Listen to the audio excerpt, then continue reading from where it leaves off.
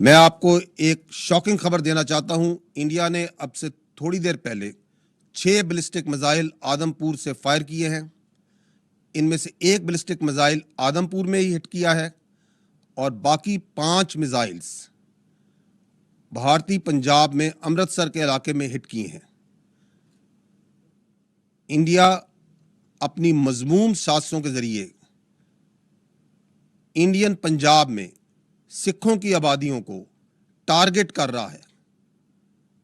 हमारी तमाम हमदर्दी सिखों के साथ है, उन अक़लियतों के साथ है जो कि इस वक्त उसकी अंदरूनी साजिशों और मुजालिम का शिकार भी हो रहे हैं।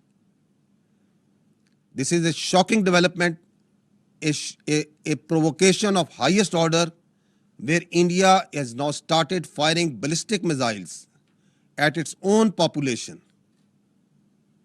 which doesn't make any sort of sense. Insanity और अकल से माऊफ एक हरकत। अपने ही मुल्क में 5 बैलिस्टिक मिसाइल अमृतसर में और एक आदमपुर में गिरा दिए हैं, टारगेट कर दिए हैं। Thank you very much.